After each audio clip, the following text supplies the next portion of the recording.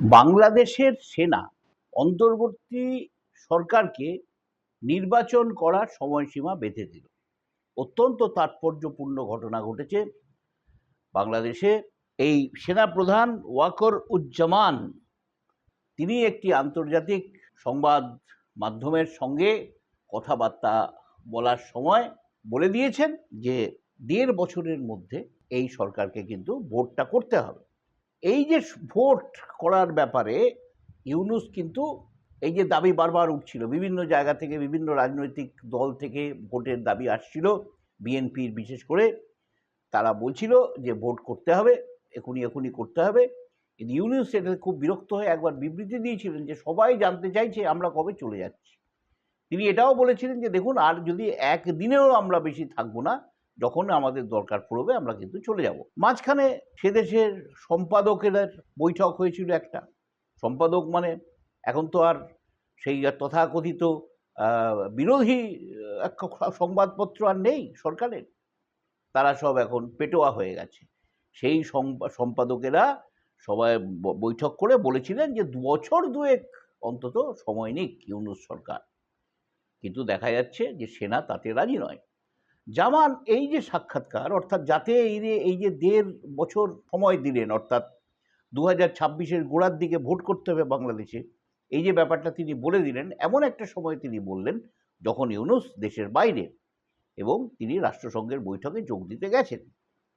এই সময়টা কেন ওয়াকার-উজ্জামান বেছে নিলেন সেটা নিয়ে কিন্তু রীতিমতো চিন্তাভাবনায় পড়ে যাচ্ছে সে দেশের রাজনৈতিক মহল।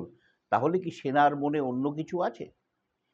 এখন বিএনপি বারবার দাবি করে আসছিল যে অন্তত ৬ মাসের মধ্যে যেন এই নির্বাচনটা হয় জাতীয় সংসদের। তার কারণ হচ্ছে জাতীয় সংসদ রাষ্ট্রপতি ভেঙে দিয়েছিলেন হাসিনা চলে যাওয়ার পরেই, এবং এই যে শূন্যতা সেটাকে পূরণ করা হোক। ইউনূস একগুচ্ছের সংস্কারের কথা বলছিলেন, কিন্তু দেখা যাচ্ছে যে বিএনপি কিন্তু তা মনে করছে না। বিএনপির মহাসচিব মির্জা ফখরুল ইসলাম আলমগীর তিনি বলেছিলেন যে বিচার ব্যবস্থা, সংসদ, প্রশাসন, বিভিন্ন সংবিধান সংস্কার এগুলো কিন্তু করা উচিত নির্বাচিত সরকারের, অন্তর্বর্তী সরকারের কিন্তু এগুলো করা উচিত না। খুব স্বাভাবিক ব্যাপার, তার কারণ হচ্ছে অন্তর্বর্তী সরকারের কিন্তু কোনো কথাই সে দেশের সংবিধানে লেখা নেই, বাংলাদেশের সংবিধানে। এখন যদি সংবিধানে না থাকা একটা সরকার সেই যদি সংবিধান পাল্টাতে যায়, এটা তো অত্যন্ত গুরুত্বপূর্ণ ব্যাপার হয়ে যাচ্ছে, তাৎপর্যপূর্ণ ব্যাপার হয়ে যাচ্ছে। বিএনপির এই দাবি কিন্তু কার্যত দেখা যাচ্ছে যে সেনা তলায় তলায় কিন্তু সমর্থন করলো। এখন আরও একটা ব্যাপার কিন্তু দেখা যাচ্ছে, ওয়াকারুজ্জামান কিন্তু আরও একটা কথা বলেছেন, যতদিন না নির্বাচন হচ্ছে, নির্বাচনী সংস্কারের কাজ শেষ না হওয়া পর্যন্ত আমরা সরকারের পাশে আছি, অর্থাৎ তারপরে আমরা সরকারের পাশে নেই, এটা কিন্তু তিনি ঠায়ে বুঝিয়ে দিলেন। তিনি আরও কি বোঝালেন না, তিনি আরও বোঝালেন যে আমরা অবশ্য এমন কিছু করব না, মানে আমি এমন কিছু করব না, তিনি বলেছেন এক্স্যাক্টলি, আমি এমন কিছু করব না যাতে দেশের মানুষ এবং সেনার ক্ষতি হয়। আবার এই সেনা কিন্তু গণ অভ্যুত্থানের সময় হাসিনার কথা মতন অভ্যুত্থানকারীদের ওপরে বা আন্দোলনকারীদের ওপরে গুলি চালাতে চায়নি। এই সেনাই হাসিনাকে দেশ ত্যাগে বাধ্য করেছিল। এমনকি হাসিনা শেষ মুহূর্তে একটা ভিডিও বার্তা দিয়ে যেতে চেয়েছিলেন দেশবাসীর কাছে, সেটাও সেনা তাদের করতে দেয়নি। তো যাই হোক, তো এখন যেটা গিয়ে দাঁড়াচ্ছে যে এই যে সেনা, তাহলে তাদের মনে কি আছে? তারা কি ধীরে ধীরে পেঁয়াজের যেমন খোসা একটার পর একটা খুলতে থাকে, তেমনি করে কি সেনা আস্তে আস্তে খুলছে? কেননা অস্থির সময়, যে সময় সরকার এই অস্থিরতা দূর করতে পারে না, সেই সময়ে কিন্তু সেনা দায়িত্ব নিয়ে নেয়। এদিকে বাংলাদেশে দেখা যাচ্ছে যে ইউনূস সরকারের ১ মাসের এই যে কার্যকাল পার হয়েছে, এই সময়টাতে কিন্তু বেশিরভাগ মানুষ, ডাইরেক্টলি বলতে গেলে ৫১% মানুষ কিন্তু ইউনূস সরকারের কাজকর্মের ওপরে খুশি নয়। ৪৫% মানুষ খুশি, বাকিরা এখনো মনস্থির করে উঠতে পারেননি।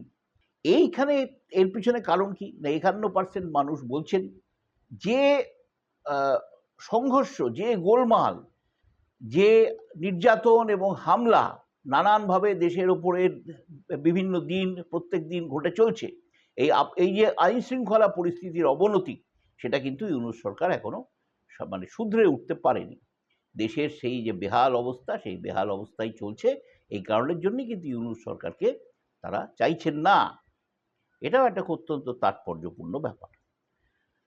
তার সঙ্গে সঙ্গে আরও একটা কথা বলা যেতে পারে, এই যে মব জাস্টিস, এখনো দেখা যাচ্ছে জনতা হাতে আইন তুলে নিচ্ছে, জনতা আদালতে ঢুকে আওয়ামী লীগের নেতা মন্ত্রীদের মারছে, জনতা বিভিন্ন জায়গায় গিয়ে, মানে জনতার নামে অ্যাকচুয়ালি জামাতি এইসব কাজকর্মগুলো করছে, নাম দিয়ে দিচ্ছে জামাতের। ইউনূসের জামাতের প্রতি এতটাই দুর্বলতা যে তিনি কিছুই করে উঠতে পারছেন না, এবং জামাতকে একটার পর একটা জামাতকে নিষিদ্ধ করে দিয়েছিলেন হাসিনা, সেটা তুলে নিয়েছেন। তাদের ছাত্র সংগঠনকে হাসিনা নিষিদ্ধ করেছিলেন, সেগুলোও সব তুলে নেওয়া হয়েছে। নমস্কার, আমাদের এই ভিডিও যদি আপনার ভালো লেগে থাকে তাহলে লাইক করুন, শেয়ার করুন এবং সাবস্ক্রাইব করুন।